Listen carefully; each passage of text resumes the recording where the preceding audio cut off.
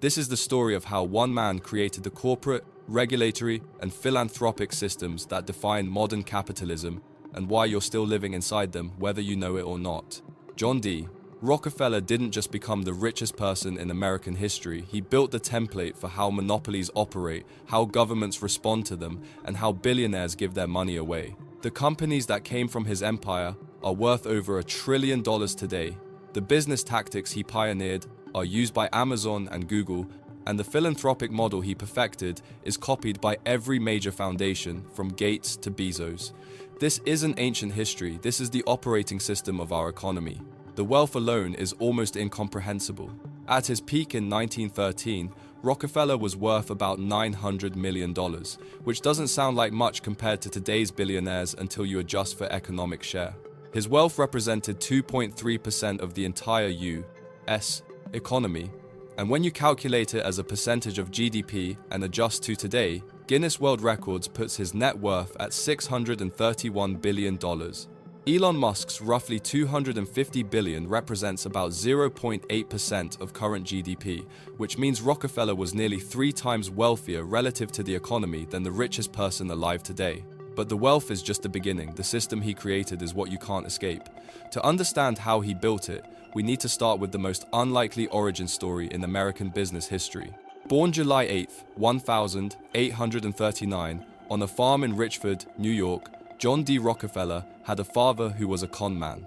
William Avery Rockefeller, who went by Big Bill and sometimes Devil Bill, was a traveling snake oil salesman who literally sold fake miracle cures, posed as Dr. William Livingston, was indicted for rape, and committed bigamy by marrying a second woman while still married to John's mother. His father had a famous saying he'd repeat to his sons: "I cheat my boys every chance I get. I want to make him sharp." What's surprising is that growing up with a fraudster father didn't make John into another hustler, it had the opposite effect.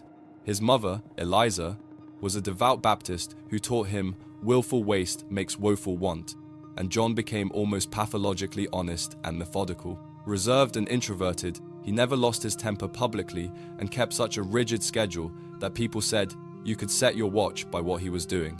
High school in Cleveland came next, where he excelled at math, and then a 10-week business course at Folsom's Commercial College in 1855. That's his entire formal education. At 16, he landed his first job as an assistant bookkeeper at Hewitt & Tuttle in Cleveland for $16 a month. And here's a detail that tells you everything about his mindset. September 26, 1855, the day he got that job, he celebrated as job day for the rest of his life and valued it more than his own birthday. $800 came from that bookkeeping job through careful saving, and then he borrowed $1,000 from his father at 10% interest because of course his father charged interest. At age 20, in 1859, he started a commission business with a partner, and 4 years later, he got into oil refining. The personality traits matter here because they explain how he built what he built. A devout Baptist who started tithing from his very first paycheck, he later said, "If I had not tithed the first dollar I made, I would not have tithed the first $1 million I made." Alcohol never touched his lips, tobacco never entered his mouth, church claimed every Sunday, and bed claimed him at exactly 10:30 every night his entire adult life. An afternoon nap came at the same time daily, a couch in the boardroom accommodated it, and he maintained 155 pounds throughout his prime years while going through 5 or 6 drafts of letters because of his passion for detail. This wasn't a flashy robber baron type, this was someone who treated business like a science and believed God wanted him to accumulate wealth. That combination of religious certainty plus maniacal efficiency made him terrifying to compete against. Rockefeller built his first oil refinery in Cleveland in 1863 with 2 partners, and by 1868 it was the largest refinery in the world. January 10th, 1870 brought the incorporation of the Standard Oil Company of Ohio with an initial capital of $1 million when he was 30 years old. What made him different from every other refiner was his view of chaos. Most people in the oil business saw chaos and tried to survive in it, while Rockefeller saw chaos and decided to eliminate it through total control. Competition itself struck him as wasteful. All these refineries running at partial capacity with all this duplication of effort, and his goal was simple: own everything. 2 strategies that sound boring were absolutely revolutionary. Horizontal integration means buying out your competitors, and between February and March of 1872, in a 6-week period that became known as the Cleveland Massacre, Rockefeller acquired 22 of Cleveland's 26 refineries. 6 refineries fell in a single 48-hour stretch, and his pitch was always the same: take my offer of cash or Standard Oil stock, or I'll drive you out of business. One competitor, Joshua Merrill, testified later, "I acted under duress. I was forced to accept their offer." 90 to 95% of oil refining in the United States belonged to Standard Oil by 1880. Vertical integration was the second strategy, which means controlling every single step of the process. Standard Oil didn't just refine oil, the company owned the oil wells, owned 4,000 miles of pipelines, which represented 90% of all oil pipelines in America by 1882, owned 5,000 tank cars, owned the barrel manufacturing, owned the storage facilities, and owned the distribution network. Moving oil anywhere in America meant using Rockefeller's infrastructure, or you couldn't move it at all. But the railroad deals were the really ruthless part. In 1868, Rockefeller negotiated a secret deal with the Lakeshore Railroad for a 71% discount on shipping rates, which meant Standard Oil paid 42 cents less per barrel than competitors. That discount came with a condition: he had to ship at least 60 carloads daily and handle his own loading and unloading, which he could do because he had the volume, while small refiners couldn't. The South Improvement Company scheme in 1871 went beyond getting a discount for himself. This was getting paid money from his competitors' shipments. Under this arrangement, Standard Oil would receive a $1.06 per barrel rebate. But here's the truly insane part: Standard Oil would also receive a $1.06 per barrel for every barrel that a competitor shipped, called a drawback. Plus, the railroads would provide Rockefeller with daily waybills showing exactly what his competitors were shipping and where. Public outcry killed the scheme before any oil was actually shipped under it, but the threat alone helped Rockefeller acquire competitors. If you were a small refiner and you found out your largest competitor was getting paid every time you shipped oil, you'd sell too. The efficiency gains were real though. Sulfuric acid use dropped to 1/5 what competitors used. Refining costs fell from over 3 cents per gallon in 1869 to under half a cent per gallon by 1880. Standard Oil created over 300 petroleum-based products, and the price of kerosene for consumers dropped from 58 cents per gallon in 1865 to 7 cents by 1890. Was he a genius industrialist who made oil cheap for millions, or a monopolist who crushed competition through illegal tactics? The answer is both, and that's what makes this complicated. Rockefeller didn't just dominate an industry, he invented entirely new ways to organize economic power. January 2nd, 1882, brought the transformation of Standard Oil into the Standard Oil Trust, the brainchild of Rockefeller's chief attorney, Samuel C.T. Dodd. The trust pooled securities from 40 different companies into a single holding agency managed by 9 trustees, with each share of Standard Oil exchanged for 20 trust certificates, and Rockefeller holding the largest stake at about $19 million. This mattered because at the time, corporations weren't allowed to own stock in companies in other states, which meant you couldn't legally build a national corporation. The trust structure got around this by creating what they called a union not of corporations, but of stockholders, leaving the companies legally separate while controlling them all centrally through the 9 trustees. Ida Tarbell later called it virtually impervious to public investigation and understanding. The first business trust of its kind in the United States immediately spawned imitators: the Sugar Trust, the Meat Trust, the Tobacco Trust, the Steel Combinations. Rockefeller had invented the template for monopoly in America. The tactics became industry standards across the board. Horizontal integration meant everyone started buying competitors. Vertical integration meant control the whole supply chain. Exclusive dealing contracts locked up suppliers. Intelligence gathering on competitors became routine. Rockefeller maintained detailed files on every refiner in America, and predatory pricing meant drop prices in one market to destroy a competitor while making profits elsewhere to subsidize the loss. Economies of scale meant get so big that your cost per unit is lower than anyone can match. These weren't just tactics for the oil industry, this became the playbook for how you build a dominant corporation in any industry. And we're still using it. Standard Oil became the first billion-dollar company in history in 1904, and between 1882 and 1906, It generated net earnings of $838 million while paying out $548 million in dividends. The empire controlled 20,000 oil wells, 4,000 miles of pipelines, 5,000 tank cars, and 40 corporations. But Rockefeller also triggered the countermove. The Sherman Antitrust Act passed on July 2nd, 1890, directly because of Standard Oil, making it the first major antitrust law in American history. The Interstate Commerce Commission was created to regulate railroads. The Elkins Act banned railroad rebates, and the Clayton Antitrust Act and the Federal Trade Commission followed. So Rockefeller built both the model for monopoly and the regulatory apparatus designed to stop monopolies. That's the system. Corporations push to the limit. Government creates rules. Corporations find new loopholes. Government updates the rules. We're still running that cycle.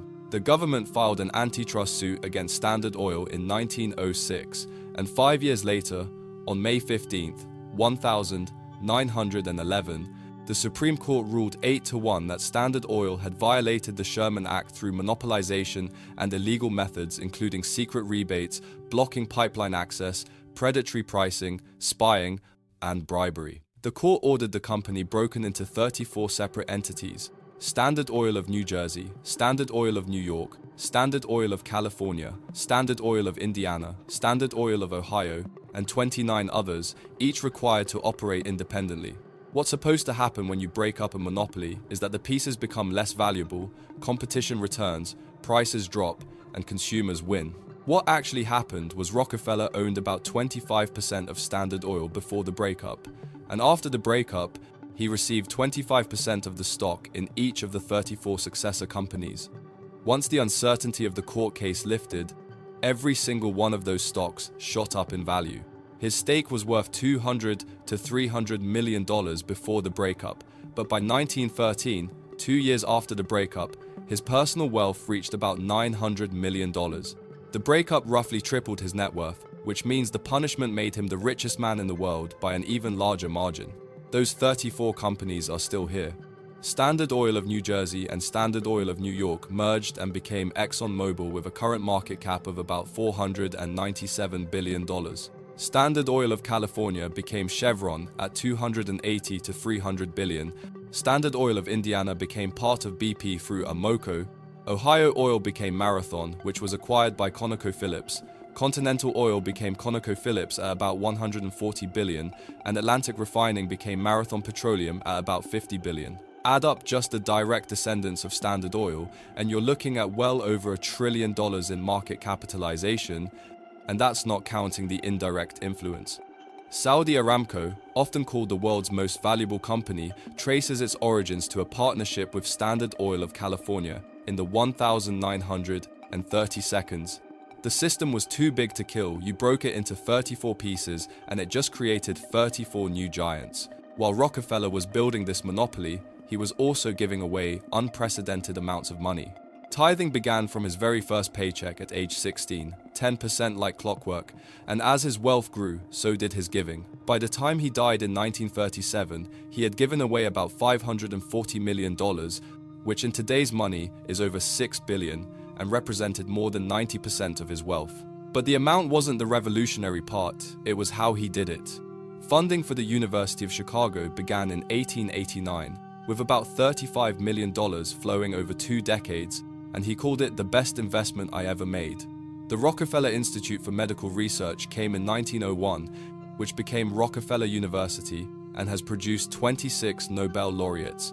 In 1902, he created the General Education Board, which ultimately distributed $324 million and built over 900 high schools across the South. The Rockefeller Foundation arrived in 1913 with an initial endowment of $100 million, and today it has $6.4 billion and has distributed over $26 billion total since its founding. The foundation funded the yellow fever vaccine, created the Johns Hopkins School of Public Health, financed the Green Revolution in agriculture, and basically invented the model for modern institutional philanthropy.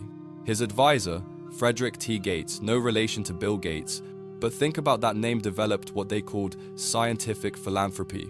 The idea was wholesale giving versus retail giving, where retail is responding to individual requests like, here's money for your church or here's money for your school, And wholesale is making large grants to institutions that address root causes. Don't just treat the sick, but fund medical schools that will train doctors. Don't just build one school, but create a system that builds thousands. This became the template, with the Gates Foundation explicitly modeling itself on Rockefeller's approach, and every major foundation today follows the same pattern. But massive controversy erupted. In 1905, Rockefeller offered $100,000 to the Congregationalist Church for foreign missions, and Reverend Washington Gladden called it tainted money, while arguing Standard Oil operated with utter disregard to the ordinary principles of business morality.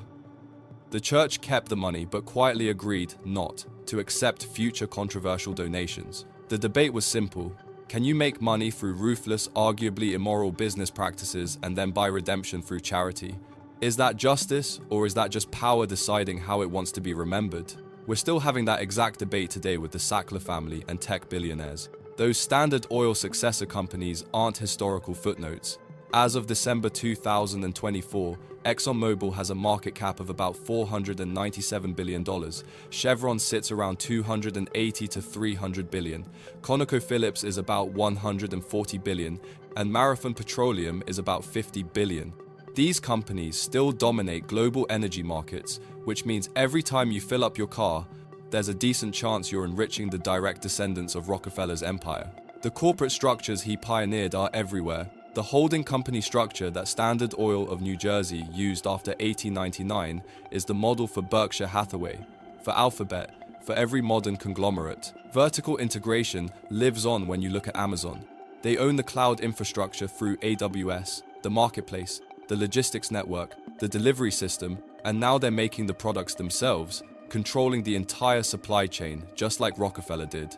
The tactics are identical. Standard Oil got secret rebates from railroads that locked competitors out of shipping infrastructure, and today, Amazon controls the marketplace that third-party sellers depend on, while simultaneously competing against those same sellers using data about what's selling well. That's functionally the same thing. Google owns 89% of internet search, and Meta owns about 95% of young adult social networking when you combine Facebook and Instagram. These are the same market share numbers Standard Oil had at its peak, and Roger McNamee, a venture capitalist, put it this way: the share of the markets they operate in is literally on the same scale that Standard Oil had, with the big difference that their reach is now global. And here's where it gets really uncomfortable. Jonathan Taplin, author of Move Fast and Break Things, wrote, "If data is the new oil, then what's the difference between Google and the old oil of Rockefeller's Standard Oil Company?" The parallel is almost exact. Rockefeller controlled the resource that powered transportation and industry, while Google controls the resource, which is data, that powers the information economy. Standard Oil charged money, so antitrust law could point to consumer harm through high prices, but Google and Facebook give you free services, which makes traditional antitrust analysis struggle. You're not the customer, though, you're the product. You pay with your data, your attention, your privacy, and switching costs are massive because of network effects. Try leaving Facebook if everyone you know is on Facebook. Or try switching away from Google if every search refinement makes Google's algorithm better. Rockefeller's physical pipeline network created lock-in, and today's data and network effects create digital lock-in. You can't escape it. The philanthropic model persists too. Bill Gates explicitly modeled his foundation on Rockefeller's. Same with Buffett, Bezos, Zuckerberg. The whole billionaire class follows the pattern. Make your fortune however you need to, then give strategically through a foundation that puts your name on buildings and shapes public policy. That's not criticism of the good work foundations do, but rather noting that Rockefeller normalized this as the expected life cycle for wealth. Accumulate, dominate, donate. Even the regulatory responses follow his template. The Sherman Antitrust Act was passed because of Standard Oil, and now we're seeing antitrust cases against Google, Meta, Amazon, and Apple using the exact same law and the rule of reason doctrine that came from Rockefeller's case. We're running the same script 110 years later. May 23rd, 1937 brought John D Rockefeller's death at age 97 at his Florida home. Most of his critics were already gone, and his obituaries were surprisingly favorable, remembering him less as a robber baron and more as an elder statesman of industry and the greatest philanthropist in history. But what his life actually accomplished was creating the template for organizing economic power in industrial capitalism, and that template has never been replaced. Trusts, holding companies, and vertical integration became the way to build unchallengeable market dominance. The breakup just creates new giants when you get too big, and strategic philanthropy can rehabilitate your reputation while the fundamental structure of your wealth compounds across generations. His net worth of $631 billion adjusted for economic share hasn't been matched, but his real legacy isn't the money, it's the system. The Standard Oil descendants worth over $1 trillion, the business tactics now used by Amazon, Google, and Meta, the philanthropic model that every billionaire copies, and the regulatory apparatus that's always playing catch-up to corporate innovation all trace back to him. The system Rockefeller built wasn't just about oil, it was about establishing how power, wealth, and influence would be organized in modern society. That system persists today. You drive cars powered by his successor companies, you use technology platforms built on his monopoly tactics, you see wealth inequality shaped by his model of accumulation, you live under regulations designed in response to him, and you see philanthropy structured according to his template. You may never have heard of the Cleveland Massacre, or the Self-Improvement Company, or Samuel C.T. Dodd, but you're living inside what they created. That's what makes it inescapable. Rockefeller didn't just build a fortune, he built the operating system. 87 years after his death, we're still running his code.